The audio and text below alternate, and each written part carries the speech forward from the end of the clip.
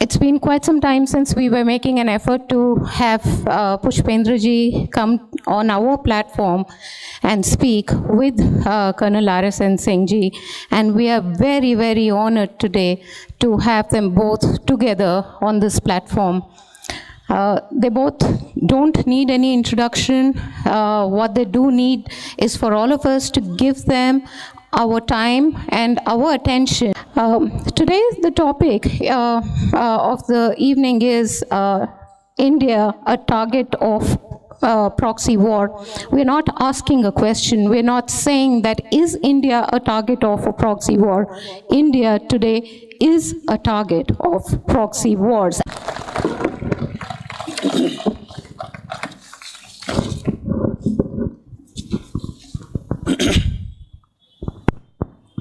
आप सबका बहुत बहुत शुक्रिया। ये महज इत्तफाक है या कोई ख़ास वजह है कि इस देश का सबसे बड़ा जोकर आपके शहर में रहता है और इसी शहर में मुझे बार बार आप दावत देते हैं और मेरे आने से पहले कोई ना कोई ऐसा बयान ज़रूर देता है जिसका जवाब देने के लिए आप लोग मुझे बुला लेते हैं। वैसे मेरा मानना है कि जोकरों और मदारी के ज़्यादा जवाब नहीं देने चाहिए, लेकिन जब किसी कौम की क़यादत जोकर और मदारी करने लगे हों तो फिर जवाब देना चाहिए। भाग्यनगर के ख़वातीन व हज़रात, आज के प्रोग्राम के मुंतज़मीन, आयोजक, ऑर्गेनाइज़र, अहम फाउंडेशन, इस फाउंडेशन की सदर मोहतरमा मोनिका रेड्डी जी, ख़वातीन व हज़रात, मेरे बुज़ुर्ग और नौजवान साथियों, देखिए मेरा मानना यह है, सिंह साहब से मैं ये बात इसलिए कहता हूँ, अक्सर लोग पूछते हैं कि आप उर्दू में क्यों बोलते हैं। कुछ लोगों को समझाने के लिए उनकी ही ज़बान में बात करनी पड़ती है ताकि कल वो ये शिकायत न करें कि हमारी बात समझ में आई नहीं, इसलिए साफ साफ समझ में आ जाए इसलिए कहना पड़ता है। सिंह साहब ने बहुत सारी बातें बहुत तथ्यों के साथ पूरे इतिहास को रेफरेंस लेके कही हैं, लेकिन मैं ये मानता हूं कि एक ऐसा मूवमेंट है इस जनरेशन के सामने जिसमें हम तमाम सारे लोग हैं। हमने जो भी इतिहास पढ़ा है वो किसी का लिखा हुआ है, अच्छा लिखा है, बुरा लिखा है, फैक्ट लिखे हैं, नहीं लिखे हैं, उस पर डिबेट बहुत सालों से चल रही है। लेकिन इतिहास ने आपको एक ऐसा मौका दिया है कि अब आप इतिहास लिख सकते हैं।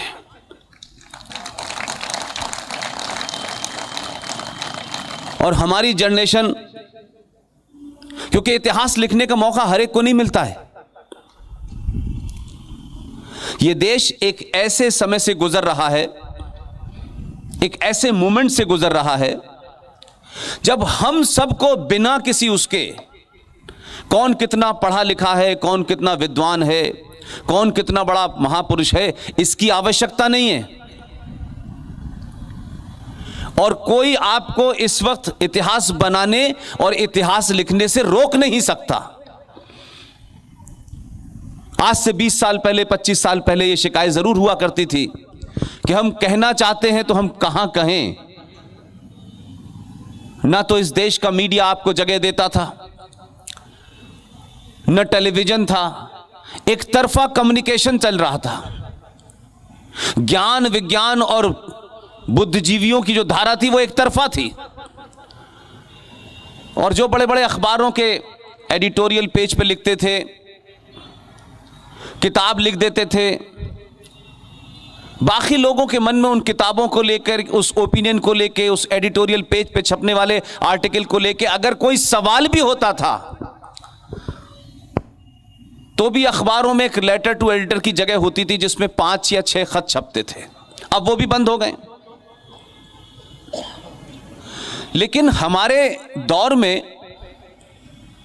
अखबारों ने जगह न दी हो आपको, टेलीविजन पे भले ही न बुलाया जाता हो आपको,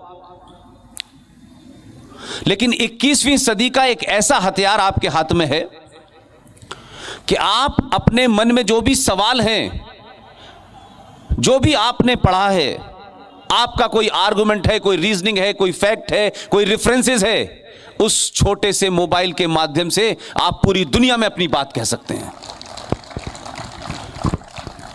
और यही वजह है कि पिछले 20-22 साल से, जब से कहने की शक्ति आपको मिली, आपने अपनी बात कही और कह के दुनिया के सामने रखी। जिसको अच्छी लगेगी वो मानेगा, जिसको नहीं अच्छी लगेगी छोड़ देगा। लेकिन यह बड़े ताज्जुब की बात है कि अगर आप आज पिछले 20 साल की तुलना में उससे पहले का दौर देखें और बड़े बड़े ज्ञानी हो, वो रोमिला थापर हो, इरफान हबीब हो, आर.एस. शर्मा हो, और अब तो नए नए पैदा हुए हैं, रोज एक किताब लिखते हैं। आपको आज ये तुलनात्मक अध्ययन करने का भी मौका है, आप कंपैरेटिव स्टडी भी कर सकते हैं कि जो आप कह रहे हैं उसके चाहने वाले, मानने वाले कितने हैं और उनकी किताब के मानने वाले कितने हैं। इसलिए ऐसा नहीं है कि आप पहले अच्छा नहीं सोचते थे, आप राष्ट्रवादी नहीं थे, लेकिन आपकी आवाज कहां लिखी जाएगी, कहां उसको स्पेस मिलेगी, उन लोगों ने उस स्पेस को भर दिया था। और जब से आप बोलने लगे हैं, आप समझने लगे हैं, आप समझाने लगे हैं, आपने उनकी जितनी खुराफातें थीं उनका रेफरेंस देना शुरू कर दिया है। तब से कहते हैं कि देश इंटॉलरेंट हो गया है।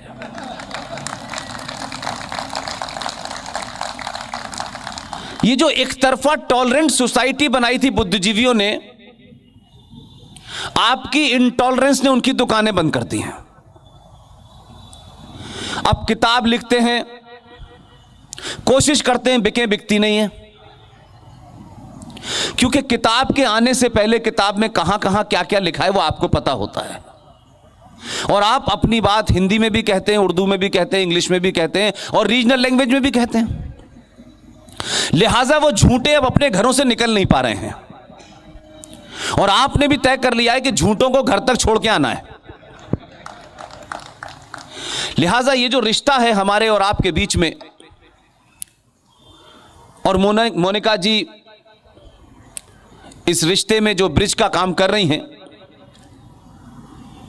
चाहे वो सुशील पंडित हो, मेजर जनरल जी.डी. बख्शी साहब हो, गौरव आर्या हो, ललित अंबरदार हो, कैप्टन सिकंदर रिजवी हो, ये तमाम सारे लोग जिनका किसी पार्टी, किसी विचारधारा, किसी संगठन से कुछ भी लेना देना नहीं है, ये तमाम सारे लोग देश भर में जा रहे हैं, अपनी बात कह रहे हैं। लोग इसी से घबराए हुए हैं। लोग हमारी बात क्यों ज्यादा सुन रहे हैं और उनकी क्यों नहीं सुन रहे? उनकी समस्या यह है। लेकिन कम्युनिकेशन पे किसी का दौर नहीं है, कोई रोक नहीं सकता। इसीलिए यह आवाज अमेरिका में भी सुनी जा रही है, मॉरिशस में भी सुनी जा रही है, बैंकॉक में भी सुनी जा रही है। फकत यह है कि दुनिया के हर शहर में बात लोग सुन रहे हैं और लोगों के अंदर एक भाव पैदा हो रहा है। लोग ये सोच रहे हैं कि आखिर क्या वजह थी जो 1947 में हमारे पूर्वज या कैसे देश में लोग होंगे, कैसे उन्होंने समझौते करे होंगे, क्यों समझौता उन्होंने किया, या कुछ लोग चुप रहे तो क्यों चुप रहे, उनको ये बोलना चाहिए था, ये कहना चाहिए था, ये करना चाहिए था। ये तमाम सारी चीजों का समय समाप्त हो गया है। ये समय है आप अपनी बात बिना किसी के डरे हुए, बिना किसी को यह सोचे कि किसको अच्छी लगेगी या किसको अच्छी नहीं लगेगी, जो है उन्हें साफ शब्दों में कहें, ब्लंट कहें, घुमा फिरा के जलेबी बना के न कहें। ये जो जलेबी है सेकुलरिज्म की, उसने आपको सच कहने से रोक दिया था।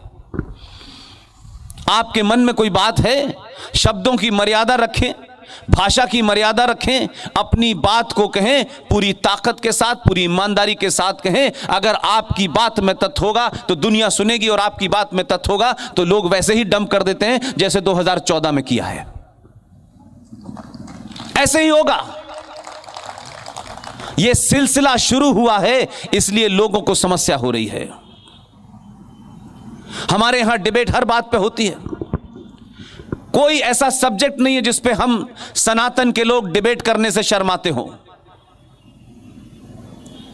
लेकिन हमारी 5000 साल पुरानी सभ्यता और परंपरा, हमारे आदर्श, हमारे मूल्य, उन्होंने हमें बहुत कुछ ऐसा कहने से रोका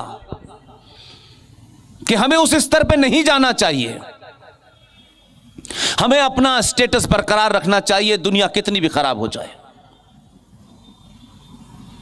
लेकिन महापुरुष होने के लिए, एक महान सभ्यता होने के लिए भी आपको अपने दुश्मन के स्तर पर आकर के उससे लड़ना पड़ता है।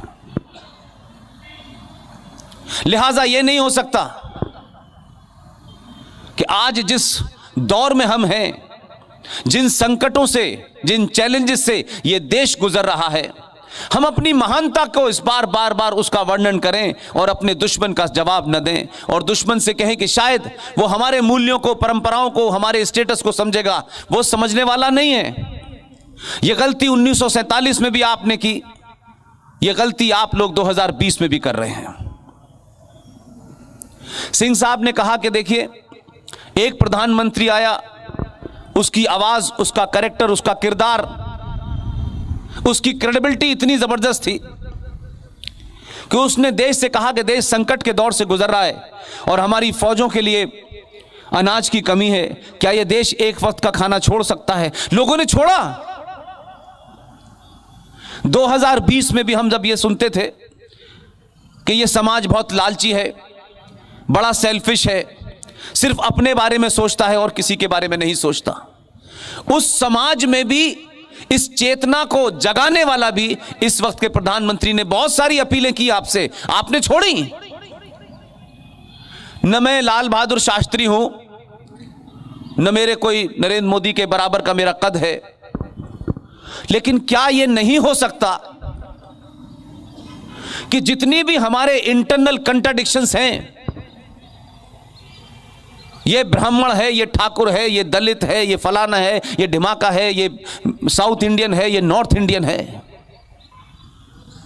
क्या हम इतने बड़े संकट के सामने हैं कि जब भारत राष्ट्र रहेगा या नहीं रहेगा, ये संकट पे खड़े हैं? क्या तब भी, क्या हम ये नहीं सोच सकते, क्या हम ये इस बात की तरफ हमारा रुझान नहीं जाता कि हम 1000 साल तक गुलाम रहे? मैं तो कह रहा हूं कि बहुत सारे देशों में लोग गुलाम रहते हैं, लेकिन गुलाम अगर आप बहादुरों के रहे तो यह रहता है कम से कम कि हम किसी के गुलाम रहे तो एक महान सभ्यता के रहे, महान लोगों के गुलाम हुए। मेरा दुख यह है, हम बौनों के गुलाम रहे, हम चोर उठाई गिरों के गुलाम रहे, हम बलात्कारियों के गुलाम रहे, हम लुटेरों के गुलाम रहे। मुझे शर्म इस बात की है, हार जीत जीवन में होती है, लेकिन आप हारे किससे, यह महत्वपूर्ण होता है। जिन कारणों से हम 1000 साल तक इस स्थिति में पहुंचे, आज भी हमारे समाज ने गलत बात करना, गलत नैरेटिव करना नहीं छोड़ा। बार बार कहता हूं मैं कि अपने आदर्श को अपने मन में रखिए, लेकिन जो यथार्थ है उससे लड़ने के लिए उसी हथियार का इस्तेमाल करना पड़ेगा जो दुश्मन लेके आपके सामने खड़ा है। इसलिए हम आधी आधी बातें पढ़ते हैं। हमारे बुजुर्गों ने जो गलती की है, हम नहीं चाहते, सिंह साहब नहीं चाहते, और देश में 15-20 लोग जो हैं, जो देश भर में अपनी बात कह रहे हैं, सबका मानना यह है हमें क्या मिलेगा क्या नहीं मिलेगा, हमें उसकी कोई चिंता नहीं है, ना हमारा उस तरफ कोई ध्यान है। हमको सबको लगता है कि कोई शक्ति है, कोई कारण है कि हम लोग बिना किसी उसके, बगैर किसी से पूछे, हम सब लोगों ने अपना रोल तय कर लिया है। और हम जब ये सब कहते हैं तो मुझे लगता है कि इस समाज को भी अपना रोल तय करना चाहिए। जो जहां है, जिस स्थिति में है, जो उसकी योग्यता है, जो उसकी सलाहियत है, वो तय करे कि मुझे राष्ट्र के लिए क्या करना है। बहुत साल आप जी लिए हैं, ये बड़े बड़े मकान, ये बड़ी बड़ी गाड़ियां, ये आईटी इंडस्ट्री के सीईओ, ये राष्ट्रपति भवन, ये पार्लियामेंट, इस देश में तमाम ऐसी चीजें हैं जिसका वर्णन किया जा सकता है। ये एक भी नहीं रहने वाला है, ये ध्यान रखिएगा। कुछ कारणों के वजह से, क्योंकि आप हैं, बीच बीच में लोगों को लगता है कि कहीं ऐसा ना हो कि इनको अपने होने का एहसास हो जाए। 70 साल तक आपके नेताओं ने आपको बौना बना के रखा, आपसे झूठ बोला, आपके अंदर कुंठा भर दी। आप जिस महान सभ्यता के थे, उस सभ्यता को ही खारिज कर दिया। और कुछ लोगों ने तो यह बताया कि यह देश 1947 में बना था और 1947 में ही हमारे पिताजी पैदा हुए थे। हमारे यहां बहादुरों की कहानी पढ़ाई नहीं गई। इस देश की मां और बहनों ने चमत्कार में बिलीव करना शुरू कर दिया। दोपहर में खाना बनाया और बाबा के यहां चमत्कार पाने चली गई। हमारी माओं ने जीजाबाई बनना छोड़ दिया। हमारी माओं ने, बहनों ने रानी लक्ष्मीबाई बनना छोड़ दिया। और उसी की वजह से अब हमारे यहां तैमूर पैदा हो रहे हैं। अगर जीजाबाई होती जो छत्रपति शिवाजी महाराज पैदा होता। अगर ये माएं अपने उस पुरुषार्थ को जानती, अपनी उस सभ्यता को जानती, तो सावरकर पैदा होता।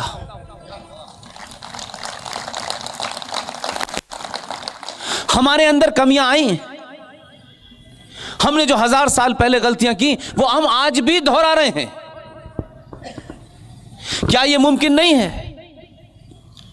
इसके लिए कोई बहुत बड़ा आपको युद्ध नहीं लड़ना है। युद्ध आप अपने घर से शुरू कर सकते हैं। जो सामने दुश्मन है, जो इस देश को तोड़ना चाहते हैं, जिनकी ख्वाहिश है, वो लगे हुए हैं पिछले 70 साल से। आजादी की भी लड़ाई तथाकथित आपने लड़ी और बार बार ये झूठ बोला गया, खुल्लम खुल्ला झूठ बोला गया इस देश में। ये आजादी की लड़ाई हिंदू, मुसलमान, सिख, ईसाई ने सबने मिलकर लड़ी है। ये बहुत बड़ा झूठ है इस देश में। आप ये सच माने में लड़ाई लड़ रहे थे, लेकिन कुछ लोग लड़ाई लड़ रहे थे इसलिए कि उन्हें पाकिस्तान चाहिए था, और हमने पाकिस्तान दे भी दिया। चलो भाई, थोड़ी देर के लिए मान लें कि इन्हें पाकिस्तान चाहिए, पाक जमीन चाहिए, इस्लाम चाहिए, उनको अपनी पाक जमीन मुबारक और इस्लाम भी मुबारक। लेकिन यहां रह गए आप। हमने तो कहा नहीं था। लेकिन मेरा गुस्सा आपसे इसलिए है, मेरी नाराजगी आपसे इसलिए है कि ये जो बीमारी है हमें सच झूठ बोलने की, या तो ये हमारी कायरता की वजह से है, या हम डरपोक लोग हैं, या हम लड़ने से डरते हैं, या कुछ खो जाएगा इससे डरते हैं।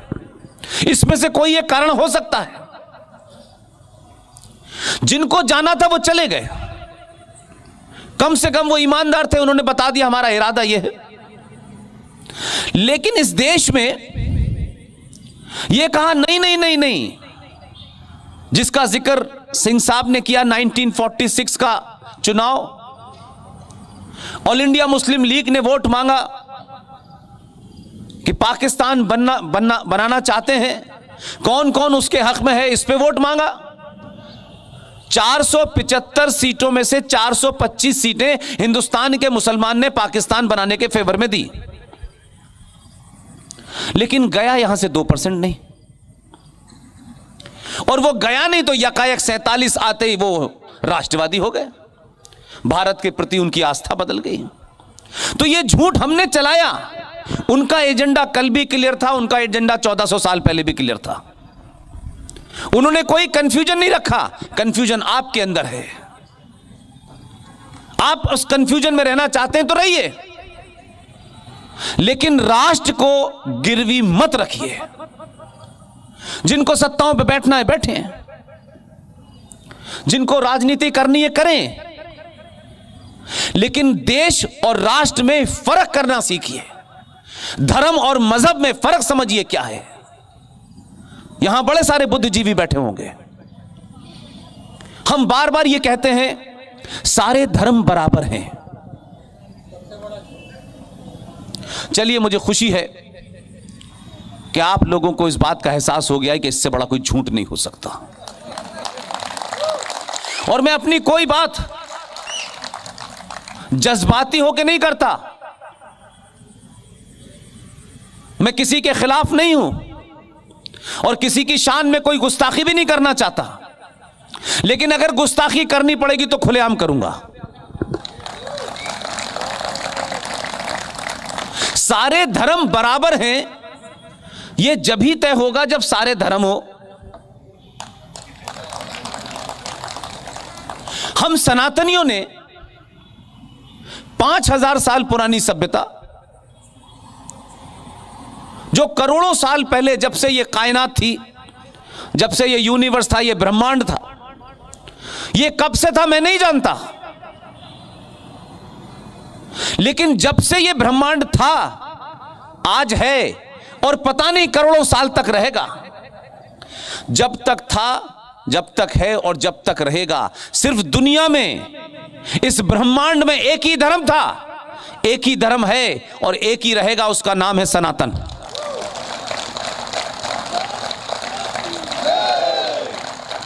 इसलिए धर्म सनातन है, बाकी सारे मजहब हैं या रिलीजन हैं। रिलीजन की कोई किताब होगी, रिलीजन का कोई पैगंबर होगा, रिलीजन में यह करना है यह नहीं करना है। रिलीजन पैदा होते हैं, मर जाते हैं, धर्म नहीं मरता, धर्म अनंत काल तक रहता है। इसलिए सारे धर्म बराबर हैं, यह कहने वाले गधे और घोड़ों में बराबरी कर रहे हैं। अकबर ने भी एक मजहब चलाया था, वो कहां गया ढूंढ के लाइए। तो आप जब इस किस्म के नैरेटिव बनाते हैं तो आप गलत रास्ते पे, गलत मंजिल पे पहुंचते हैं। आप अपने बच्चे को सुबह उठ के यह कहें कि मेरा बेटा शेर है, रोज कहें उसको, उसके दिमाग में कंटिन्यूअसली डेली हैमर करेगा, मेरी मां मुझे कहती है मैं शेर हूं। उसके अंदर धीरे धीरे शेर की छवि और उसका भाव उसके अंदर बन जाएगा। और सुबह उठ के कहें पोक है, वो नहीं भी होगा तो हो जाएगा।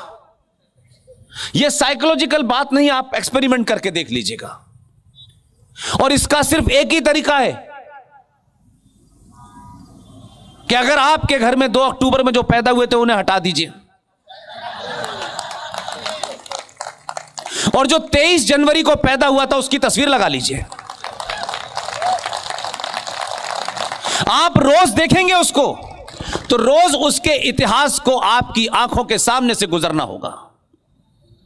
और आपके घर में बच्चा पूछेगा ये कौन है आदमी जो 23 जनवरी को पैदा हुआ था, तो आप उसे उसका इतिहास बताएंगे, तो उसमें यह पैदा होगा कि मैं ऐसा बन सकता हूं। हमने लुटेरों का, कायरों का इतिहास पढ़ाया है, इसलिए कहा जाता है Aurangzeb the great, Akbar the great. और जब आप ये इतिहास पढ़ते हैं तो आपको महाराणा प्रताप का पता नहीं चलता है। सरकारें पढ़ाती हैं, उनका अपना एजेंडा होता है, लेकिन हमारे यहां तो दादी नानी कहानियां सुनाती थी। वो कहानियां आपके जहन में हैं, इसलिए कुछ चीजों में आपको कुछ करना नहीं है। दूसरा, यह कहना बंद कर दीजिए फ्रॉड कि मस्जिद अल्लाह का घर है और मंदिर भगवान का घर है। यह सबसे बड़ा झूठ है। कोई कुरान की किताब यह नहीं बताती, जितनी भी कुरानें दुनिया भर में हैं बताते हैं कोई 7 हैं, कहते मुसलमान एक हैं लेकिन एक कोई कुरान नहीं है। अल अज़हर यूनिवर्सिटी का भी कुरान है, फ्रांस में भी एक किताब है जो मिली हुई है उस जमाने की, लेकिन इस पर डिबेट चल रही है कि मस्जिद जो है वो अल्लाह का घर नहीं है। मस्जिद इस्लाम के अंदर होली शराइन नहीं है, नमाज पढ़ने की जगह है, न वहां कहीं अल्लाह को स्थापित किया गया है, न वहां कोई ऐसी चीज हो रही है जिसको कहें ये वो साफ जगह होती है, आप नमाज पढ़ सकते हैं। मस्जिदें रोज टूटती हैं, सड़क चौड़ी कर दी जाती है। और ये यहां नहीं, ये जो नकली मुसलमान हैं हिंदुस्तान के, इनकी बात नहीं कर रहा, जो असली हैं, जो हरमैन शर्मैन शरीफ, जो काबा के खाने काबा के जानने वाले हैं, उसके रखवाले हैं, जहां प्रॉफिट मोहम्मद थे, मक्का और मदीना में 2 जगह उनका जिंदगी गुजरी, वहां कोई मस्जिद टूटने से पहले नहीं पूछा जाता है कि सुप्रीम कोर्ट में केस डाल के पूछे कि बाबरी मस्जिद तोड़े या ना तोड़े। वो असली मुसलमान वही हैं। लेकिन यहां जो हिंदुस्तान का मुसलमान है वो 99% मक्कार है, झूठा है, मुनाफिक है, अपने से भी झूठ बोलता है, इस्लाम से भी झूठ बोलता है, इस मुल्क से भी झूठ बोलता है, सच बात नहीं बताता। सच बताओ, जो है वो करो। और मैं तो बार बार अपील करता हूं कि अगर इस मदारी, इस जोकर में दम है तो आप एक काम करें ना, आप कहते हैं कि इस देश का हिंदू फेनेटिक है, कट्टरवादी है, ये जो है इस्लाम को जानता नहीं है।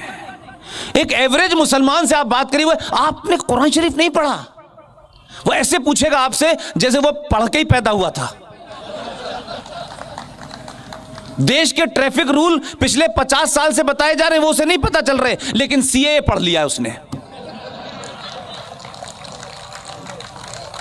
यानी कुरान शरीफ किसी लैंग्वेज में लिखा होगा, उसे कोई भी पढ़ सकता है, उस पर कोई मनाही थोड़ी नहीं है कि उसको पुष्पेन साहब नहीं पढ़ेंगे, सिर्फ रफीक भाई पढ़ेंगे। लेकिन पुष्पेन साहब पढ़ने के बाद बताएं, नहीं नहीं नहीं नहीं ये नहीं, ये लिखा है। तो तुम क्या मतलब, कौन हो तुम जो बता रहे हो मुझे? तो कुरान को लेकर की भी बहुत सारी बातें हैं, लेकिन हम इतने ईमानदार हैं, हमें लगा इस देश में 30 करोड़ के आसपास मुसलमान रहते हैं, कुछ मुसलमानों का क्लेम है हम 40 करोड़ हैं, और अगर उनका क्लेम माने तो हम है ही नहीं, हिंदुस्तान में वही हैं बस। हमने कहा रामायण क्या है, यह महाभारत क्या है, हम सुनते सुनते थक गए, तब तो हमको पता नहीं चला। और अल्लाह ने हमें ऐसी जगह पैदा किया, न जहां गीता थी, न रामायण था, कुरानी मजीद था सिर्फ। घर के बराबर में मस्जिद थी, स्कूल में बगनबेरिया की डड्डी से मौलवी साहब हमें कलमे याद कराते थे, अच्छे अच्छे को याद हो जाता है, हमें भी याद हो गया। अब हम जब उस कलमों के बारे में बताते हैं तो कहते हैं पुष्पेन साहब आप गलत बता रहे हैं। अब जब सार्वजनिक तौर पे पूछ लो तो जवाब नहीं देते, तो जवाब नहीं देते, फोन करते हैं तेरी गर्दन काट देंगे। अरे मैंने कहा मूर्खों, जो तुम धमकियां देते हो, जरा कुरान शरीफ के पन्नों को पलटो, उसी में लिखा हुआ है जो आया है उसके जाने का वक्त तय है, जगह भी तय है। तुम्हारी औकात क्या है जो तुम किसी को उसके वक्त से पहले भेज दो? इसलिए धमकियां वही देते हैं जो कमजोर होते हैं। ताकतवर आदमी धमकी नहीं देता है, ताकतवर आदमी आता है, किताब उठाता है, पार्लियामेंट में जाता है और 370 समाप्त हो जाता है।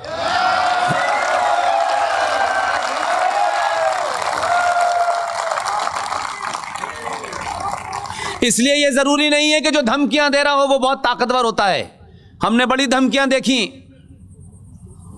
जो लोग निजाम मुस्तफा बचाना चाहते थे कश्मीर में, अल्लाह की हुकूमत बसाना चाहते थे, हमारे आजादी के आसपास के बौने नेताओं ने किन कारण से 370 दी मुझे नहीं पता, किन कारणों से 14 मई 1954 को 35 दी, किन के सामने और किन ब्लैकमेलिंग की वजह से उन्होंने दी मुझे नहीं पता। लेकिन मेरे दौर में मुझे यह पता है कि मुख्यमंत्री ने भी मुझे धमकी दी, पूरे राष्ट्र को देने लगी वो धमकी, और उन्होंने कहा 35 से जो छेड़छाड़ करेगा ये समझ ले कि जम्मू कश्मीर में फिर तिरंगे को उठाने वाला नहीं मिलेगा। एक मुख्यमंत्री शपथ लेकर के भारत के संविधान की यह हिम्मत करती है कि वो धमकी देती है।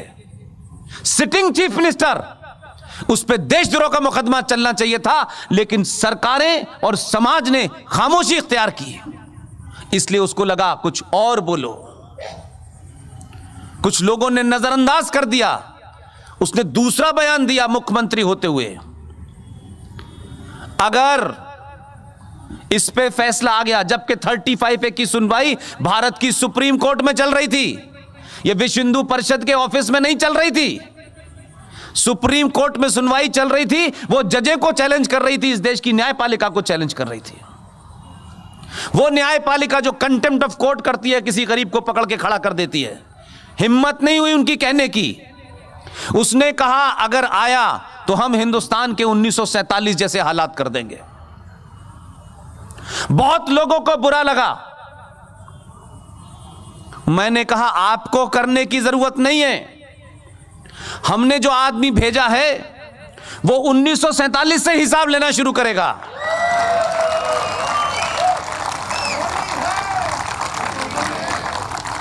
इसलिए हो ये रहा है, संकट ये है कि ये शाहीन बाग, ये JNU,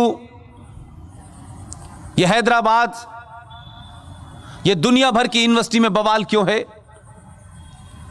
लोग क्यों चिल्ला रहे हैं, क्या उनके अंदर बदहवासी है, उसको समझने के लिए आप यहां से शुरू करें।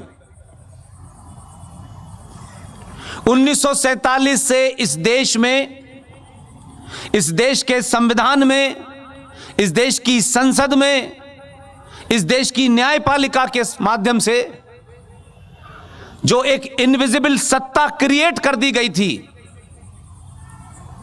जम्मू एंड कश्मीर से, भारत आजाद हुआ, पाकिस्तान बना, 2 नेशन थ्योरी पे बना, लेकिन उसके बाद भारत की धरती पे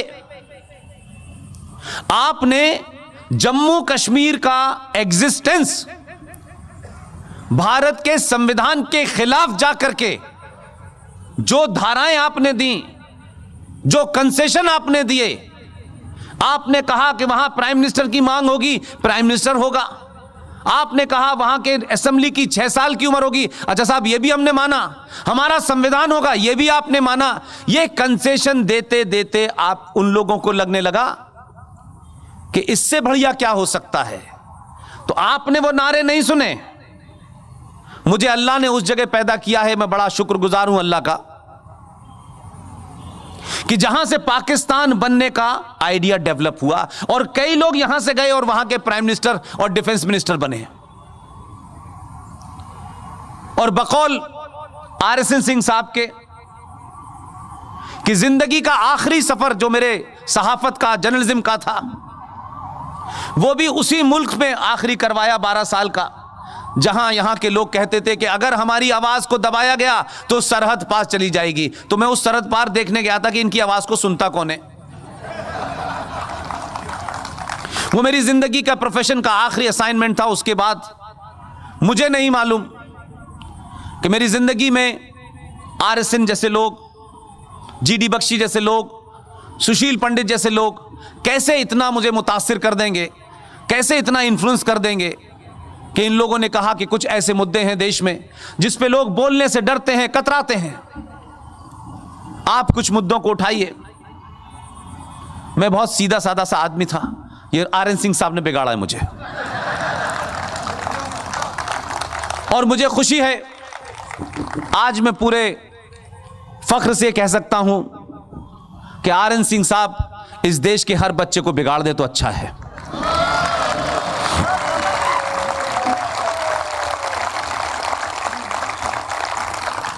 इसलिए मेरा मानना है कि 70 सालों में जो इनविजिबल सत्ता पैदा हो गई थी, हमारे देश की सरकारों ने जो भी कुछ किया, उससे वो ताकतें जिन नारों को बचपन में मैं सुनता था और पूरे हिंदुस्तान से मेरा कोई कनेक्ट नहीं था, मैं वहीं पैदा हुआ, वहीं मेरी स्कूलिंग हुई, वहीं मेरा पोस्ट ग्रेजुएशन हुआ।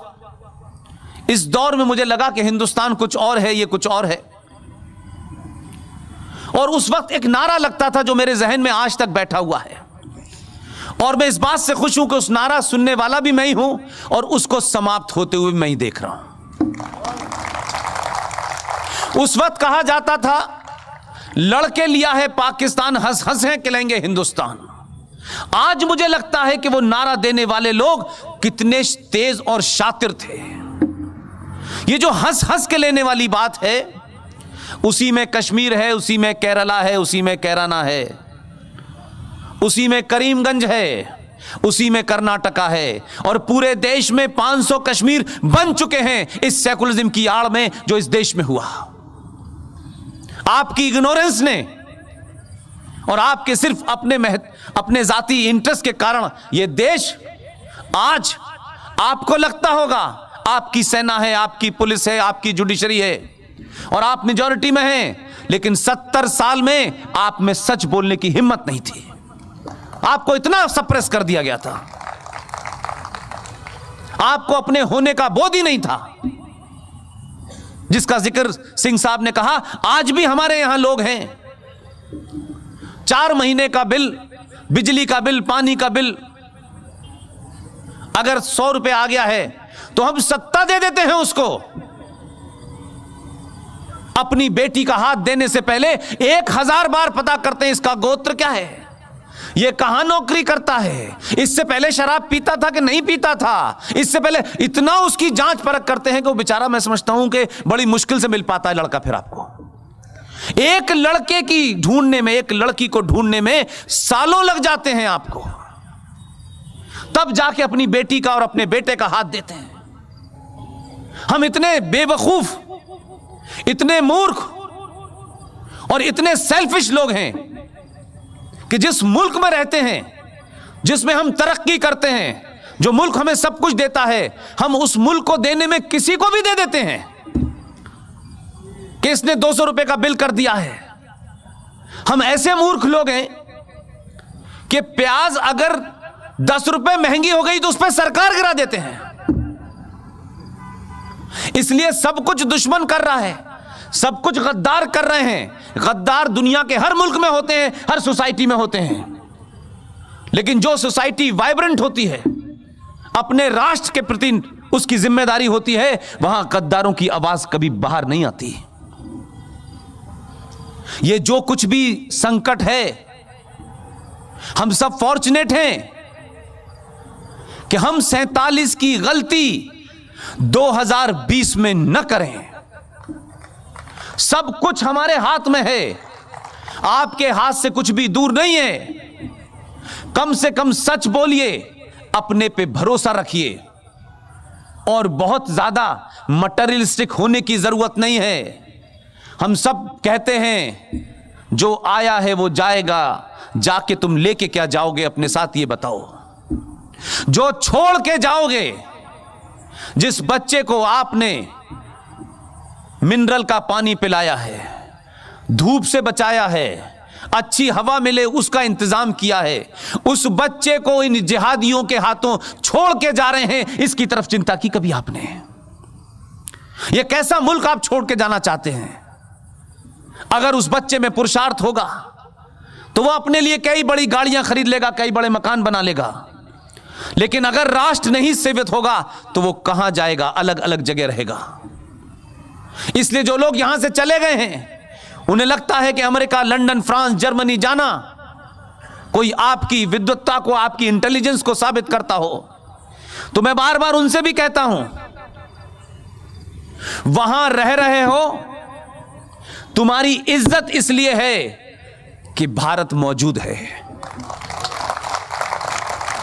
यह भारत कमजोर होगा तो कोई तुम्हारी इज्जत नहीं करेगा। पैसा बहुत लोग कमाते हैं, इज्जत बड़े कम लोगों को मिलती है। इसलिए कोई आपके ऊपर कीचड़ उछाले तो यह कह के चुप मत हो जाइएगा कि उछालने दो। यह कहने के कारण लोग आज आपके घर में घुस गए हैं। यह कहने के कारण लोग हमारे फेथ, हम जिस उपासना के लोग हैं, हम जिस पूजा पद्धति को मानते हैं, जो हमारे आराध्य हैं, उन सब के ऊपर भी कीचड़ उछलती रहती है और हम कुछ बोलते नहीं हैं।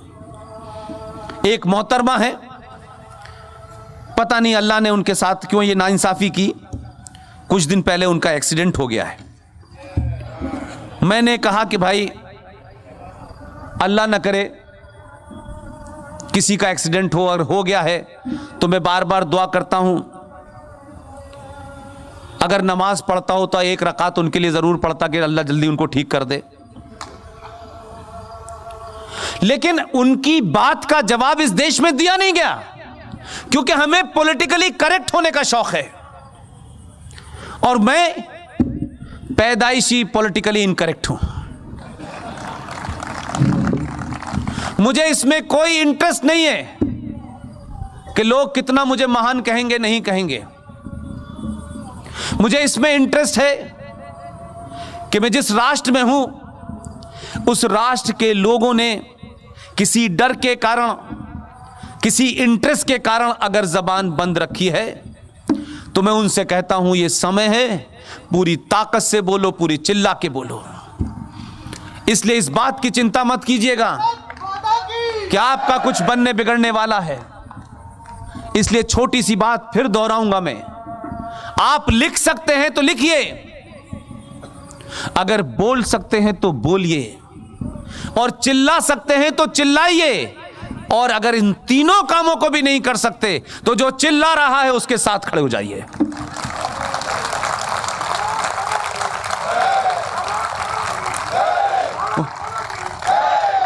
उन मोहतरमा ने आपकी आत्मा को झकझोड़ा हो नहीं हो, मैंने आपको बताया मैं पाखंडी हिंदू नहीं हूं। मैं जहां पैदा हुआ वहां हिंदू क्या होता है मुझे नहीं पता था। बचपन में भी लोग मुझे पुष्पेंद्र खां कहते थे, मुझे तब भी कोई फर्क नहीं पड़ता था। मुझे इस बात की चिंता नहीं है कि मैं कितनी पूजा करता हूं तभी मैं हिंदू होऊंगा। मैंने तो मंदिर भी 20-22 साल के बाद देखा। लेकिन बात का जवाब तर्कों से दीजिए। अगर किसी ने हमला किया है, शब्दों से किया है, आपके फेथ को गाली दी है, तो आप गाली मत दीजिए, आप भी शालीनता के साथ अपनी बात कन्वे कर दीजिए, ताकि उनको पता चल जाए कि उर्दू और कुरान शरीफ पढ़ने वाले भी इस देश में हैं। एक मोहतरमा ने कहा, वो ये कहती थी कि वो बेचारी बड़ी परेशान थी, उनको अल्लाह से बात करनी चाहिए, वो भगवान से मांगने लगी। उन्होंने कहा अपने ट्वीट में, हमारे यहां हर सड़क छाप के ट्वीट पे लोग बड़ा संज्ञान लेते हैं, जिन लोगों के ट्वीट पे संज्ञान लेना चाहिए, अगर आप उस पे जवाब नहीं देते हैं तो उनकी हिम्मत खुल जाती है और वो ये समझते हैं कुछ भी करो। बहादुर हैं, और इन छोटे भाई के पजामे और बड़े भाई के कुर्ता पहनने वालों से आप नहीं डरती।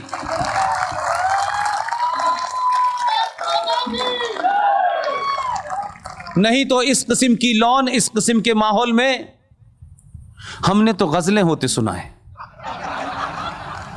लेकिन गजलों के इस मौसम में आप हमसे ये जो आग सुनना चाहती हैं, इसके लिए बहुत बहुत मुबारक। और इस किस्म के प्रोग्राम करती रहें, और जो भी इस शहर के धनाढ्य लोग हैं, अमीर लोग हैं, जिनके पास वक्त कम है, पैसा ज्यादा है, वो मोनिका जी जैसे लोग, डॉक्टर मोहन गुप्ता जैसे लोग, जो इस शहर में ऐसे लोगों को बुलाते रहते हैं जिन्हें राष्ट्र की चिंता है, जिन्हें अपने पर्सनल कद बढ़ाने की चिंता नहीं है, उनकी मदद करें। इसलिए उन मोहतरमा ने कहा कि मैं ये दुआ करती हूं कि भारत में मां दुर्गा को भूखा न रहना पड़े। उन्होंने कहा सरस्वती को बिना स्कूल के न रहना पड़े। उन्होंने कहा लक्ष्मी को भीख न मांगनी पड़े। महाकाली को उन्होंने कहा फेयर एंड लवली न लगानी पड़े। ये देश सुन के चुप रह सकता है, मैं नहीं रह सकता। मैं कहता हूं मोहतरमा शबाना आजमी, आप जल्दी ठीक हो जाएं और मेरी आवाज आपके कानों तक चली जाए। आपको महाकाली, दुर्गा, सरस्वती और लक्ष्मी की चिंता करने की जरूरत नहीं है। इनकी सुनवाई जिस दरबार में होगी उसमें आपकी आवाज नहीं जाती है। आपको अल्लाह से दुआ करनी चाहिए थी। अगर ईमानदार थी और आप कैफी आजमी की औलाद हैं, जिसे जो लेफ्टिस्ट था और आप कहती हैं मैं भी लेफ्टिस्ट हूं, सही जगह पे सही दुआ मांगेंगी तो बात बनेगी। अगर आपके अंदर ईमान वाली थी, आप मुसलमान हैं आप, और आपके अंदर सही बात कहने का करेज है, तो जरा खुल के मुझे बताइए और कहिए। अगर आप ईमानदार होती तो कहती कि मैं अल्लाह से दुआ करती हूं कि आयशा को कभी बाल विवाह न करना पड़ता। वो कहती कि ज़ैनब को निकाह हलाला न झेलना पड़ता। वो कहती कि फातिमा को खतना न कराने पड़ते। और वो ये भी कहती कि बीवी फातिमा को जिहादियों के हाथों मरना ना पड़ता, तो शायद अल्लाह बेहतर सुनता। इसलिए अगर मजाक बनाने की अगर आदत है जिन लोगों में, एक साहब को तस्वीर बनाना आता था, बहुत तस्वीर बनाते थे। मैंने 4 नाम लिए, उसमें से अगर उनमें दम थी, अब तो वो अल्लाह को प्यारे हो गए। इसमें से एक की तस्वीर बनाते तो पता चलता क्या होता। आपने तो हमारे आस्थाओं को चोट पहुंचाते हुए आपने उनके भी कपड़े उतार दिए। जरा उनके कपड़े उतारते तो पता चलता आपको। इसलिए मैंने कहा चुप रहने का समय नहीं है। इस चुप्पी ने आपको 70 सालों में 1947 के हालात में पहुंचा दिया है। इसलिए खूब जोर से बोलिए, ईमानदारी से बोलिए, गाली गलौज मत करिए। गाली गलौज करने से अपना कद छोटा होता है। गाली गलौज करने के लिए ये अल्लाह ने कई भेजे हैं। एक रामपुर में है, कई हैं, दिन भर इधर उधर घूमते रहते हैं, क्या बकते हैं अल्लाह जाने, कोई सुनता नहीं है। और मैं तो खुलेआम इस देश के मुसलमानों से कहता हूं, तुम झूठे, मक्कार, बेईमान हो। अगर ईमान वाले होते तो तुम्हारी ये दुर्गति, ये पूरी दुनिया में इस्लाम के नाम पे जो जूते खा रहे हो, जो कत्लो गारत हो रही है, जो इस्लाम को बौना बना के जलील हो रहे हो, दुनिया के हर मुल्क में तुमसे पूछा जाता है, तुम अपना नाम छुपाते हो। यह सिर्फ इसलिए हो रहा है कि अगर उस कुरान शरीफ की कुछ आयतें भी ठीक से पढ़ते तो भी जलील नहीं होते। हम तो दुनिया में एकमात्र ऐसी सभ्यता है कि हमने तुम्हारे नाम और तुम्हारे पहनावे से और तुम्हारे फेस से कभी हमने कोई सवाल खड़ा नहीं किया।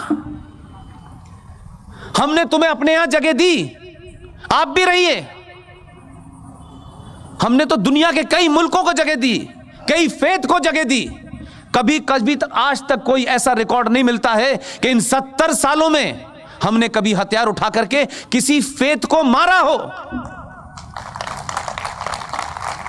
हमने नहीं कहा सामूहिक तौर पे कि आपको यहां नहीं रहना है, लेकिन माफ कीजिएगा, आपकी जहालत, आप जिस किताब का रेफरेंस देते हैं उस किताब के रेफरेंस से आपने इस देश के उन लोगों को जिनकी 5000 साल पुरानी रिटन सभ्यता है, भगवान राम के लंका जाने से लेकर के सन 71 की जो युद्ध हुआ ईस्ट पाकिस्तान में, ये 2 घटना मैं इसलिए बताता हूं ताकि उन जाहिलों को पता चले हम कौन हैं। हमने तलवार के जोर पर दुनिया को नहीं कहा ये कबूल करो नहीं तो गर्दन काट देंगे, हमने कभी नहीं कहा। हमने कहा वहां जाने का रास्ता एक है, आप इधर से जाएं उधर से जाएं, लेकिन आप कहते हैं सब हमारे रास्ते से ही जाएंगे क्योंकि आपका ठेका है, क्योंकि सिर्फ वहां जाएगा, जन्नत में जो जाएगा वो आप ही जाएंगे, बाकी हम बाहर खड़े रहेंगे। आप कंफ्यूज हैं, आप एक बात कहते हैं अपनी बात को दूसरे लाइनों में उसको कंट्राडिक्ट कर देते हैं। अरे हम तो ये मानते हैं कि ये एक कोई ब्रह्मांड है, ये जो कायनात है, ये जो यूनिवर्स है, ये कोई पावर है जिसका शायद हमें इसलिए ज्ञान नहीं है कि हमने सनातन छोड़ दिया। अगर सनातन पड़ा होता तो हजारों साल पहले बता दिया गया है कौन सा स्टार कहां है, किस कारण से है, किस चीज का क्या महत्व है। और यही कारण है कि जिन लोगों ने इतिहास लिखा है वो ये नहीं बताते कि ये जो प्रयागराज है, जो बड़ी मुश्किल से इलाहाबाद से आजाद हुआ है,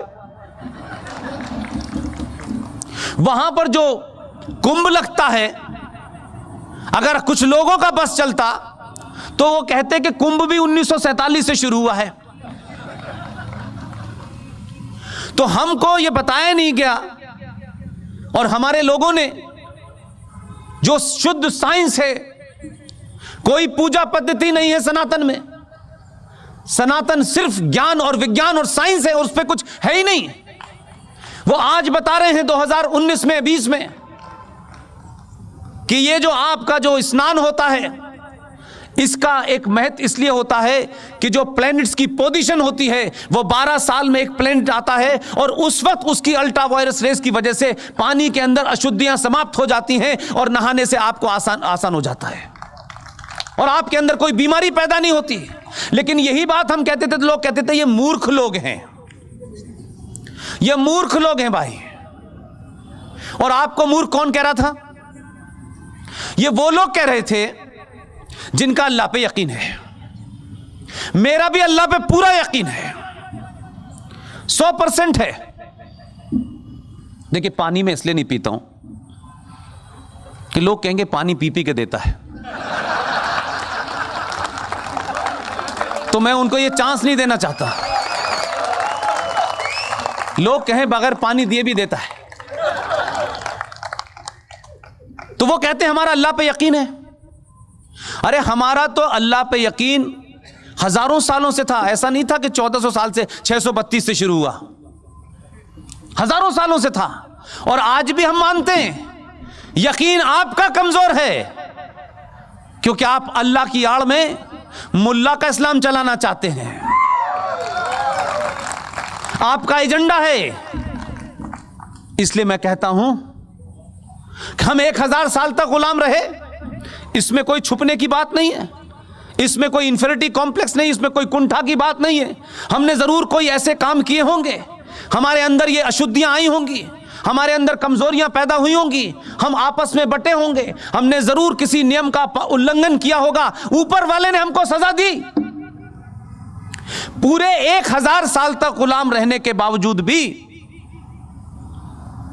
आज तक हमने ऊपर वाले से यह नहीं कहा कि तूने हमारा हाल ऐसा क्यों किया।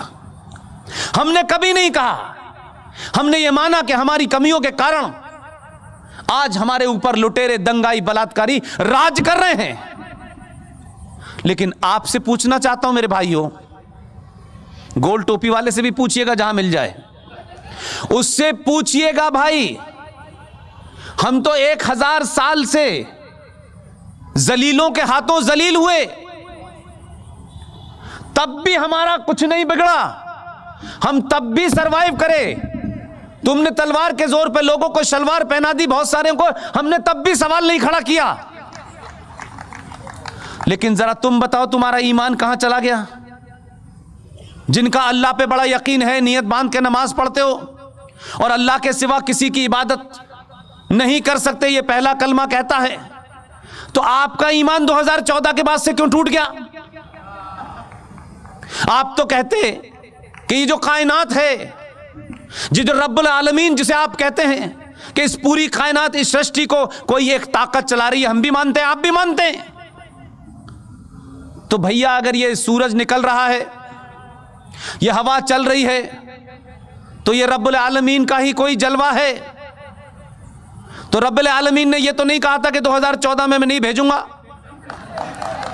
तो जो 2014 में भेजा है वो भी रब्बुल आलमीन की परमिशन से आया है, उसकी परमिशन के बगैर कोई आ सकता है? अगर ये जोकर भी तो उन्हीं की परमिशन से भेजा है। ये जोकर इसलिए भेजा है कि सनातन के मानने वालों, तुम अपने रास्ते से क्यों उठे, ये रोज आपको याद दिलाता है, ये रोज आपको बताता है, ये रोज आपके सोए हुए जमीर को बताता है कि तुम कितने कायर लोग थे। हम जैसे तुम पे बौने राज कर रहे हैं, हम जैसे लोग तुम पे चिल्ला के, उसी ने बोला है और अब ऊपर वाले ने तय कर लिया है कि 1000 साल के बाद अब सनातनियों का समय है। इसलिए आपको इंतजाम कर रहा है। ये मोनिका जी जो यहां बैठी हैं, इन्हें 6 महीने पहले हम नहीं जानते थे, इन्हें भी अल्लाह ने भेजा है और इन्हीं ने, अल्लाह ने भी इनको ताकत दी है कि जो दिन भर हाथ में तलवार लिए घूमता है, उसी के शहर में ये रोजे फंक्शन करती हैं और वो कुछ बिगाड़ नहीं सकता है, क्योंकि अल्लाह इनके साथ है। क्योंकि अल्लाह को ये मालूम है कि अल्लाह के बंदों को जिनको भेजा था, जिनसे कहा गया था कि आप नीचे जाइए जमीन पर, आपके लिए अल्लाह ने सब कुछ दिया था, लेकिन यह कहा था कि मेरे बताए रास्ते से अगर तुम हटे, यह कुरान मजीद में जिक्र है, मेरे बताए रास्ते से तुम अगर हटे तो मैं लोग भेजूंगा तुम्हें नीचे जो तुम्हें मेरे रास्ते पे ले आएंगे।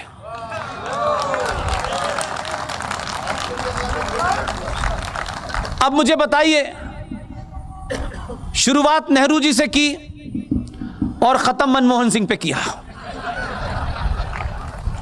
अब लोग पूछते हैं ऐसा क्यों हो गया? मैंने कहा कि जब धरती पे पाप ज्यादा बढ़ जाता है, जब मजहब के नाम से आप अल्लाह का जो सुप्रीम क्रिएशन है, अखलुकुल मखलूकात, the supreme creation of Allah, human being, उसमें भी जो फरमाया गया है, वो कहा गया है औरत के पैरों के नीचे जन्नत होती है। इतनी ताकत दे करके हम तो हजार सालों से कह रहे हैं, हम 1400 साल से नहीं कह रहे, हम तो हजारों सालों से कहते हैं कि जिस समाज में महिला का उत्पीड़न हो, महिला रोती हो, जिस समाज में बलात्कार बड़ा कॉमन हो, वो समाज, वो राष्ट्र कभी तरक्की नहीं कर सकता। लेकिन आपने तो किताब का जिक्र करके, किताब दिन भर अपने सर पे रख के घूमते हो। उसने कहा कि इतनी बड़ी ताकत, इतना बड़ा औहदा दिया उस औरत को कि सिर्फ उसके पैरों के भी छू लोगे तो भी जन्नत मिल जाएगी। आपने क्या किया? आपने अल्लाह के इस्लाम को तो बंद कर दिया हरे कपड़े में, और मुल्ला का इस्लाम क्या चलाया? आपने कहा चाय ठंडी हो गई, तलाक तलाक तलाक, खाना देर से दे रही है बेचारी, तलाक तलाक तलाक। जो औरत जिसका मान सम्मान, जिसकी इज्जत आपके घर में थी, आपने चंद मिनटों में सड़क पे खड़ा कर दिया उस औरत को, और उससे कोई इस देश में इस्लाम का ठेकेदार, चाहे देवबंद हो, चाहे बरेलवी हो, चाहे अहले हदीस हो, ये जो 72 दुकानें इस देश में इस्लाम के नाम पे चल रही हैं, कोई उस औरत को रेस्क्यू के लिए नहीं आया। एक गरीब औरत धक्के खाती रही 20 साल तक, मुझे तलाक चाहिए अपने शौहर से। किसी इस्लामिक स्कूल ने नहीं कहा कि यह मुसलमान औरत है, तलाक मांग रही, इसको तलाक क्यों नहीं दिया जाता ठीक से। आपका इस्लाम, आपका कुरान और आपका पाखंड और आपका शरिया और आपकी हदीस नहीं रोक पाई, आपने उसे इंसाफ नहीं दिया। मजबूर होकर वो औरत हिंदुस्तान की हिंदू मेजॉरिटी हिंदू कोर्ट के सामने गई और कहा, जज साहब मुझे फैसला चाहिए। आखिर में उसका यकीन वहां गया जहां उसको लगता था यहां मुझे न्याय मिलेगा, और सारे जज हिंदू थे। उन्होंने उसका मजहब नहीं पूछा। आप भारत की नागरिक हैं, आप फैसला लेने आई हैं, आपके साथ न्याय होगा, आप किस धर्म की हैं, किस मजहब की हैं, यह नहीं पूछा, उसके हक में फैसला कर दिया। लेकिन इस देश के जिहादी मक्कार मुसलमान, बड़े बड़े सूफी, बड़े बड़े हाजी, बड़े बड़े मुफ्ती, जो लंबी लंबी जबानों से दिन भर ऐसा लगता है कुरान शरीफ उनके मुंह से निकल रहा है। दिन भर हर बात में, हर छोटी बात में अल्लाह, हर छोटी बात में कुरान, हर छोटी बात में इस्लाम, हर बात में शरिया, हर बात में हदीस। उन्हीं जिहादी मुसलमानों ने, दंगाई मुसलमानों ने, आतंकी मुसलमानों ने सुप्रीम कोर्ट के फैसले को सिर्फ इसलिए कि उनको लगा कि हमारे मजहब में यह हिंदू कैसे दे सकता है दखल, तब वो कोर्ट नहीं थी, आदर्श कोर्ट नहीं थी, तब भारत के संविधान से बनी कोर्ट पे यकीन नहीं था, इसलिए ना बुराई लगी कि यह हिंदू कैसे हमारे मजहब की औरत को तलाक देने का फैसला दे सकता है। 412 मेंबर ऑफ पार्लियामेंट, देश का आधुनिक प्रधानमंत्री, युवा प्रधानमंत्री, आजाद भारत में 412 मेंबर ऑफ पार्लियामेंट लेके इतनी मजबूत सरकार कभी नहीं बनी। इन जिहादी और आतंकवादियों ने उस हिंदू जो सुप्रीम कोर्ट में जज थे, उसके फैसले को भीड़ के डर से डरा दिया और सुप्रीम कोर्ट के उस फैसले को भारत की संसद ने पलट दिया। यह थी इनविजिबल सत्ता, यह वो ताकत थी जो पिछले 70 सालों में इस देश में लोगों ने प्राप्त कर ली थी। हमारा दिल चाहेगा तो सुप्रीम कोर्ट की मानेंगे, हमारा दिल चाहेगा तो नहीं मानेंगे, हमारा दिल चाहेगा तो संसद की मानेंगे, हमारा दिल चाहेगा तो नहीं मानेंगे। यह गलतफहमी दिमाग से निकाल दीजिएगा। इसलिए मैंने कहा, जिस शाहीन बाग का जिक्र कर रहे हैं, यह शाहीन बाग अभी इस मुल्क में बहुत होने हैं, उसकी प्रैक्टिस चल रही है। इसलिए मैंने कहा, राजनीतिक लोग तो आपने बहुत देखे होंगे, बहुत देखे होंगे, स्वार्थी मक्कार नेता भी देखे होंगे।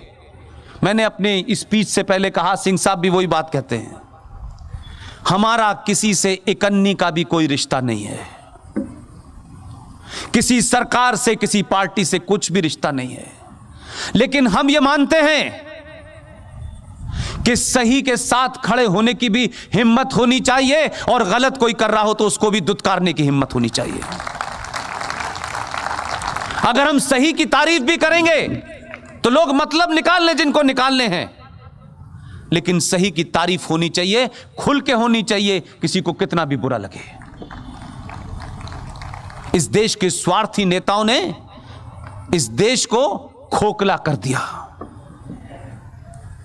जो आता है, जैसे ही कुर्सी पे बैठता है, सबसे पहले वो इस बात की चिंता करता है कि मुसलमानों को किस तरीके से उनकी नाजायज मांगों को दिया जाए जिससे वो शांत रहें। इसलिए सच बात कहने की हिम्मत नहीं है। इसलिए मैं कहता हूं, मुसलमान तो पहले से ही मक्कार और मुनाफिक है। उसमें यह हिम्मत नहीं थी कि हमारे कुरान मजीद में, हमारे फलसफे में यह लिखा हुआ है कि हज करना है तो हज कब करना है, कैसे करना है। जब आप अपने घर की जिम्मेदारियां पूरी कर दें, उन तमाम जिम्मेदारियों के बाद आपके पास अपनी जायज कमाई हो, उस पैसे से हज जायज होगा। ये मुसलमान पूछते हैं कि इस मुल्क में हमारी ऐसी हालत क्यों हो रही है। मैं बताता हूं क्यों हो रही है। हम नहीं कर रहे, अल्लाह कर रहा है। इसलिए कि आपने अगर हिम्मत होती, मुसल्लत ईमान होता, तो कम से कम 500 इस देश के मुफ्ती मौलाना बास वक्त पे आते कि हिंदुस्तान की हुकूमत ये जो काफिर हैं इनके टैक्स के पैसे से हमें सब्सिडी दे करके हज पे भेजती है, ये नाजायज है, हम ये पैसा नहीं लेंगे और हज हम अपनी ईमान की कमाई से करेंगे। अब मैं दूसरी बात कहता हूं, हमारी कमाई से, हमारे टैक्स से हज करोगे, तुम्हें दिखाई नहीं दे रहा, अल्लाह को पता है, इसलिए वो आपको जलील कर रहा है।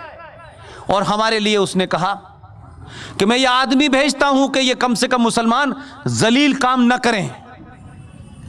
वो आया, उसने कहा मुसलमानों तुम ईमान बेईमान हो, लेकिन 2014 में उसी अल्लाह ने मुझे भेजा है तुम्हें रास्ते पे लाने के लिए। इसलिए बिना इस बात की चिंता के कि कितने मुसलमान खुश होंगे, कौन सा वोट बैंक मिलेगा, उसने कहा वोट बैंक जिसको चाहिए वो जेब में रखें। अगर वोट बैंक की राजनीति उसे करनी है तो उसने कहा कि मैं क्यों नहीं करूंगा, मेरे पास तो 90 करोड़ है। और यही हिम्मत है कि खुली चुनौती दी उसने और कहा कि काफिर के पैसे से आप हज मत करिए, अपने पैसे से करिए जो अल्लाह ने फरमाया है। अब अगर वो ये करता है तो कुछ जाहिल मक्कार मुसलमान क्या कहते हैं, ये एंटी मुस्लिम है। इसलिए मुसलमान होना सिर्फ नाम रफीक रखने से मुसलमान नहीं होते, या कोई खास किस्म की विधि करने के बाद मुसलमान नहीं होते।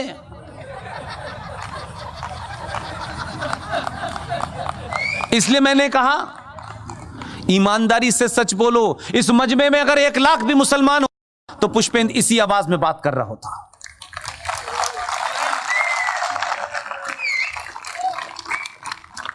हमारे यहां एक संस्कार होता है,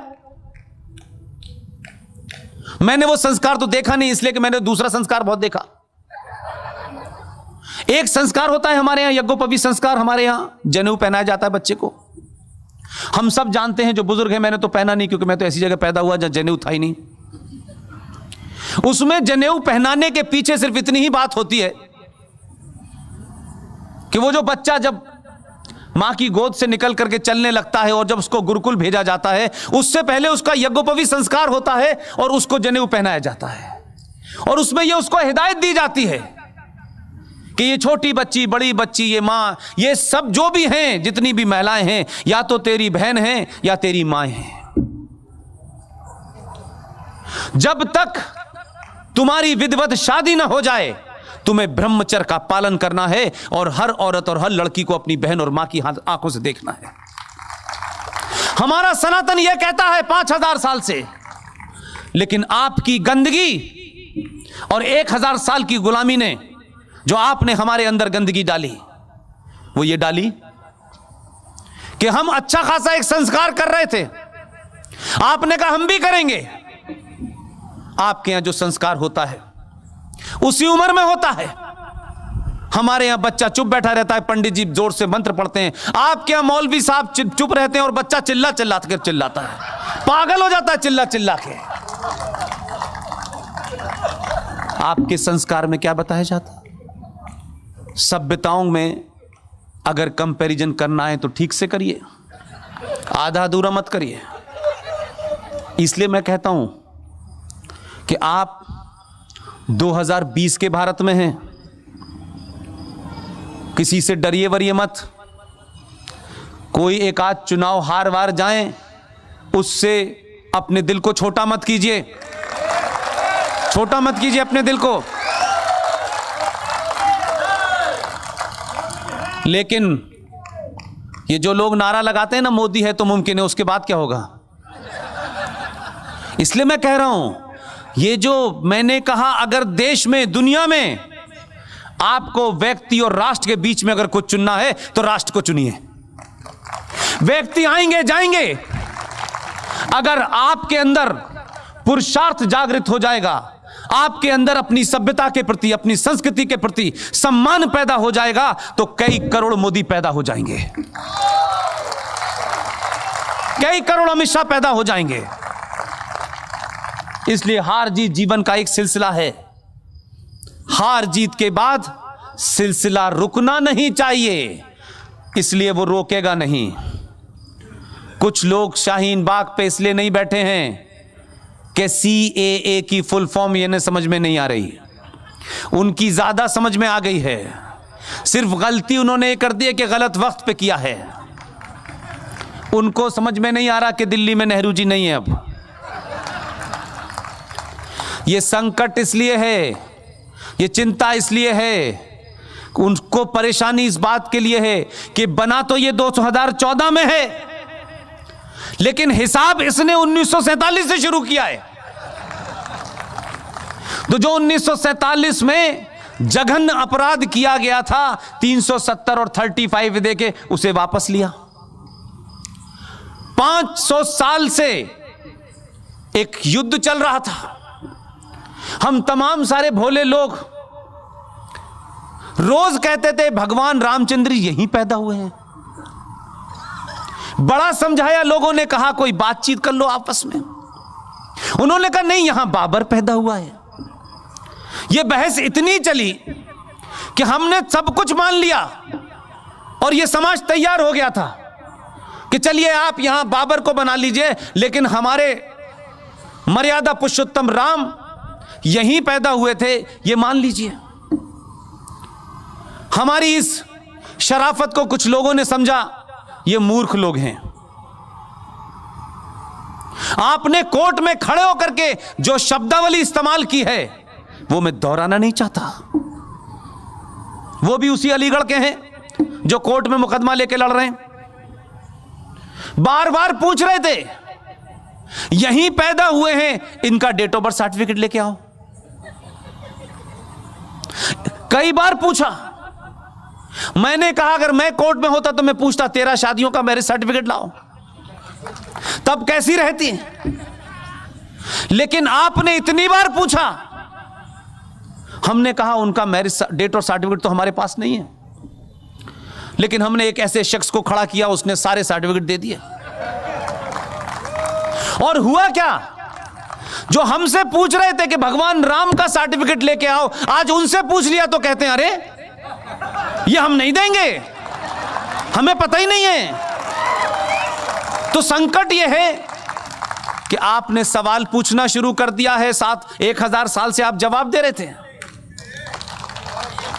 इसलिए एक बार सर्टिफिकेट मांगा है तो धरने पे बैठ गए हैं। अभी तो सर्टिफिकेट मांगने का सिलसिला शुरू हुआ है, और ये इसलिए नहीं हुआ है, इसलिए कह रहा हूं उसकी जो ईमानदारी, उस पर शक मत करो। वो इसलिए मांग रहा है कि जो बात आपको कहने में शर्म है, वो ये जानता है सर्टिफिकेट ढूंढते ढूंढते आप 1722 तक चले जाएंगे। कश्मीर में एक नेता है, मक्कार मुनाफिक, डकैत है। उसने अपने सर्टिफिकेट खोजे, जाति गुप्तगू में कहता है 1722 में मुझे पता चला मेरे पूर्वज राघोराम कौल थे। यह सर्टिफिकेट मांगने का सिलसिला बहुत पहले से होगा, ध्यान रखिएगा। और सब पता करेंगे कि किस किस से बदले थे, कब कब बदले थे। मेरा दुख यह है कि सनातन के लोगों, आप किससे डर रहे हैं? हम 800 साल से मुसलमानों की हुकूमत थी। हम यहां से जाएंगे तो ताजमहल ले जाएंगे, हम कुतुब मीनार ले जाएंगे। ऐसी ख्वाहिश रखने वालों से ये पूछते मूर्खों, जो बात अभी सिंह साहब ने कही, उन जाहिलों से पूछो तुम्हारे बाप दादा कितने कमजोर थे यार, जो तलवार और जजिया देने की वजह से जिन्होंने मजहब धर्म छोड़ करके मजहब अख्तियार कर लिया, हमारे बाप दादे तो उस वक्त भी बहादुर थे और आज भी हम बहादुर हैं। तुम हमें डराओगे? तुम किसको डरा रहे हो यार? हम जब नहीं डरे तो अब डराओगे हमको? अरे हमारा तो एक ही गया है, तब तुम्हारी स्थिति ये हो गई है। हमने कहा इसकी बात मान लो, 14 में अकेला है, हमने कहा मान लो इसकी बात, नहीं, लो बेटा दूसरा भी आ गया। बहुत समझाया, भैया आराम से रहो, आराम से। ये तुम्हारे लिए सब्सिडी हमसे ले रहा है। जो तुम्हारे भाई बहन हैं जिन्हें तुमने जाहिल और गरीब बना के रखा है, वो इस देश के हिंदुओं के पैसे से कमाई सब्सिडी से उनको गैस भी मिलती है, चूल्हा भी मिलता है। देते वक्त उसने ये नहीं देखा कि किसका बर्तन ताम चीनी का है और किसका तांबे का है, ये नहीं देखा उसने। तुम उसकी जात पे शक करते हो। ऊपर वाला देख रहा है, लाइन से भेज रहा है। उसको मालूम है कि इस्लाम के मानने वाले पूरी दुनिया में जलील हो रहे हैं और उस अल्लाह को भी जलील कर रहे हैं, इसलिए धीरे धीरे भेज रहा है। एक से दिल नहीं भरा, उसने यूपी में भी भेज दिया। इस बात का घमंड मत रखो, उसकी लाठी दिखती नहीं है, कमर टूट जाती है। बहुत उत्पात मचाते हो और बार बार कहते हो हम देश तोड़ देंगे। ऐसी तोड़ी है इस बार के चिल्ला के कह रहे हैं माफ कर दे मेरे मौला। चिल्ला रहे हैं यूपी के चीफ मिनिस्टर के सामने, बारे माफ कर, एक बार माफ कर दो। 3-3 लाख का बिल भेजा है घर पे, बस जलाते हुए पकड़े गए थे, पैसा पैसा भरो। इसलिए मैंने कहा 1000 साल पुराने हमारी कमजोरी, हमारी शराफत को चौराहे पे मजाक मत बनाओ। बार बार मत जगाओ कि 800 साल मुसलमानों ने हमारे ऊपर खून किया है। यह सनातनी के अगर कान में चला गया और उसको समझ आ गया कि 800 साल बार बार यह आदमी बताता है कि हमारे गुलाम रहे हैं, हिंदुओं की औरतें हमारे हरम का हिस्सा थीं और हिंदू मर्द तो हमारा सिर्फ नौकर था और हमारी गंदगी साफ करता था, यह सनातनियों की समझ में आ गया तो एक तो अभी कानून से लिया है, पूरे 30,000 वापस लेंगे, ध्यान रखना। अभी सिलसिला शुरू हुआ है, हमने तो फिर भी कोर्ट के माध्यम से शुरू किया है। जिस दिन पागल हो गए हम तो मथुरा भी आएगा और काशी भी आएगी और 30,000 आएंगे और फिर बताएंगे कि तुमने इस देश में एक भी मस्जिद अपने हाथ से नहीं बनाई, तुमने हर मंदिर तोड़ा और उसके ऊपर गुम्मद बना दी, तुमने कुछ नहीं बनाया।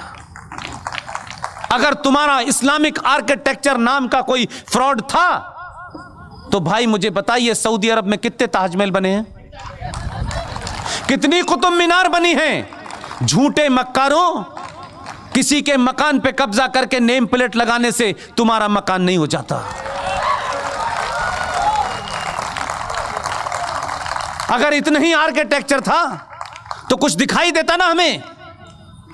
तुम जिन जगहों का हवाला देते हो, ईरान 77 से पहले क्या था, तुमने क्या बना दिया। और तुम्हारी तो ख्वाहिशात भी बड़ी अजीबो गरीब हैं। तुम इस देश से यहूदियों को समाप्त करना चाहते हो, वो शैतान है तुम्हारी निगाह में। काफिरों को खत्म करना चाहते हो, वो भी शैतान है तुम्हारी निगाह में। लेकिन मूर्खों, तुम्हें यहूदी की बनाई AK-47 से ही समाप्त करोगे उसे, तुमसे कुछ नहीं बनाया गया अभी तक। तुम कट्टा बना सकते हो, चाकू बना सकते हो, उसी काफिर के हथियार और उसी यहूदी के हथियार से तेल निकला, तब तुम्हें पता चला कि यहां तेल है, नहीं तो तुम्हारे लिए चंदा हो रहा था पूरी दुनिया से। तुम तो इतने एहसान फरामोश हो कि जिन्होंने तुम्हें कपड़े पहनना सिखाया, जिनकी वजह से पूरी दुनिया में आज ये कहते हो कि हम बहुत ताकतवर हैं, जिनकी बुनियाद पे हो आज भी वो टैप बंद कर दें तो टैप खोलना नहीं आता तुम्हें। चटाई और लोटा लेकर के अल्लाह को याद करने से कुछ नहीं होता। और आप इतने मक्कार हैं, इतने बुज़दिल हैं, आपका ईमान तो उस दिन पता चल गया कि आप रहते हिंदुस्तान में हैं, लेकिन आपका दिल धड़कता है फलस्तीन के मुसलमान के लिए, जिससे आपका कोई रिश्ता नहीं है। लेकिन अगर फलस्तीन के मुसलमान के लिए भारत की सरकारों पे दबाव बनाया जाए कि साहब फलस्तीन के हकों की उनके मानव अधिकारों का हनन हो रहा है, तो हम इजराइल से संबंध नहीं रखना चाहिए। आपने भारत की बौनी सरकारों को सामने दबा दिया होगा, डरा दिया होगा कि भारत की सरकार इजराइल के साथ संबंध न रखे, क्योंकि आपको तकलीफ होती है कि वहां जो आतंकवादी हैं, जो हमास है, जो इजराइल के लोगों से लड़ती है। आप मुझे बताइए, आपकी सारी ईमानदारी, आपकी ताकत कहां चली गई, जब इसी मुल्क के बॉर्डर से लगता हुआ एक मुल्क है चीन, उसने कहा दाढ़ी आधी, पजामा नीचे, अजान बंद, मस्जिद खत्म, रोजा आधा, और मोहम्मद का नाम रखा तो ऊपर। कितने मक्कार मुसलमान हैं, ये जोकर नहीं जाता कभी। ये कहे हिंदुस्तान में खड़े होकर के कि ईरान के अंदर, चाइना के अंदर मुसलमानों के साथ बड़ी नाइंसाफी हो रही है, यहां से कहोगे यहीं से उठवा लेगा वो। एक लफ्ज नहीं बोले। हम जैसे शरीफ लोग जो बार बार आपकी बातों में आ जाते थे, आप कभी हमें कव्वाली सुनाते हो, कभी आप हमें गजल सुनाते हो, हम तारीफ कर देते हैं तो आपको लगता है कि हम पागल हैं। हमें भी पता है आप क्या कह रहे हैं। वो एक है उत्तर प्रदेश में, सॉरी मध्य प्रदेश में, बहुत पुराना है, धूप में ज्यादा रहा है तो रंग ज्यादा गोरा हो गया उसका। बात बात में शेर बताता है, ये किराएदार हैं, हम मकान मालिक हैं, जिन्हें क्या क्या शेर पड़ता है। वो रोज हमको बताता है हमारे बाप का मुल्क नहीं है, तुम्हारे बाप का मुल्क नहीं है। जिन्हें किस किस के बाप का मुल्क है, तुम्हारा बाप कौन है पहले तो ये बताओ। अरे अपने बाप का तो चयन कर लो, इस मुल्क के बाप का बात बताओ। हमको पता है हमारा बाप कौन है, और गलतफहमी ना रहे। हमने नहीं कहा था कि भाई गांधी जी को हमारा बाप बनाओ, किसी ने बना दिया, हमने मान लिया। हम आज भी नहीं मानते। वो एक लीडर थे, बस इतना ही बर है, ये हमारे ऊपर थोप दिया गया। वो भी जाने क्या क्या बातें कहता है। आपको जवाब देना आना चाहिए। ये जो ताकतें हैं जिन्होंने इस देश में हिंदू मुस्लिम भाईचारे की आड़ में इस देश को मुसलमानों ने खोखला कर दिया। केरला बन गया, कोई मुसलमान नहीं बोला। एक अखलाक के साथ चंद गुंडों ने, चंद बदमाशों ने, चंद बेवकूफ लोगों ने र्यूमर के चलते या किसी गलत फहमी के चलते या थोड़ी देर के लिए मान लें किसी सही फहमी के चलते भी उसकी हत्या कर दी। इस देश की मेजॉरिटी ने कहा यह गलत है, उसको सजा हुई, वो जेल में है। बेईमान मुसलमानों, मक्कार, कितने बौने और कितने छोटे हो तुमने क्या किया? 5.5 लाख कश्मीरी हिंदू पंडितों को एक मुस्लिम स्टेट जहां मेजॉरिटी थी, जहां मुसलमानों का राज था, आपने उनकी पूजा पद्धति के कारण मस्जिदों और कुरान का सहारा लिया। 5.5 लाख कश्मीरी हिंदू पंडितों को अपनी ही धरती से मार के भगा दिया। हिंदुस्तान में एक भी मुसलमान, दाढ़ी वाला और बेदाढ़ी वाला, लिबरल, मॉडर्न, बॉलीवुड से लेकर के आसाम तक एक भी मक्कार मुसलमान नहीं निकला जिसने यह कहा हो कि भारत की धरती के ऊपर यह कैसे हो सकता है, कैसे इन कश्मीरी पंडितों को मारा गया, इनका कसूर क्या था ये बताओ। एक नहीं खड़ा हुआ, चुपचाप हो गए, ये होने दिया। लेकिन बार बार बीच में निकल में आते हमारे साथ बड़ी ज्यादती हो रही है, अभी तो शुरू हुई है। इसलिए मैं बार बार कहता हूं, आप अपने फंडों को क्लियर रखें, किसी गफलत के शिकार ना हो। ये जो इस्लामिक आतंकवाद इस देश में है, जिसे कॉन्स्टिट्यूशनली, सोशली, पॉलिटिकली इस देश में बढ़ावा दिया गया है, ये जो घर वापसी आप कहते हैं, घर वापसी तो होनी चाहिए, लेकिन ये वो घर वाली वापसी जिसमें आप बिजी हो उसमें मैं बिजी नहीं हूं। ये घर वापसी 1947 से होना शुरू हो गई है। अभी 35A 370 गया है, मंदिर वापस आया है। अभी काशी भी लेना है, मथुरा भी लेना है। इसके बाद में यूनिफॉर्म सिविल कोड भी आना है। इसके बाद में एंटी कन्वर्जन भी आना है कि जिनकी किताब ये कहती है कन्वर्ट करो, उनका दिल भर जाए। इस बार इतना कन्वर्ट करेंगे, चिंता मत कीजिएगा। इसलिए आने वाले दिनों में बहुत सारे बिल तैयार हैं, हो सकता है अगले हफ्ते आपको खुशखबरी मिले, ध्यान रहिएगा। इसलिए मैंने आपसे कहा, चुनाव के हार जीत से कोई फर्क नहीं पड़ता है, चुनाव हार जाएं लेकिन राष्ट्र नहीं हारना चाहिए। आप सब लोगों ने मेरी बातचीत सुनी और आखिर में सिर्फ इतना ही कहता हूं, सनातन के परिवार का हाथ पकड़ लीजिए, दुनिया में किसी के पैर छूने की हिम्मत जरूरत नहीं पड़ेगी। बहुत बहुत शुक्रिया, थैंक यू वेरी मच।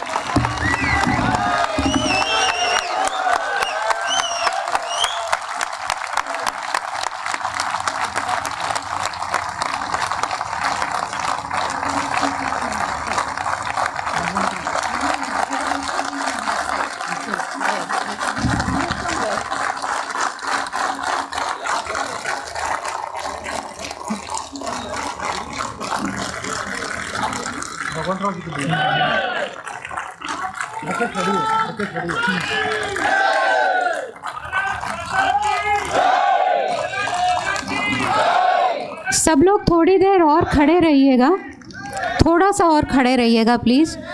वो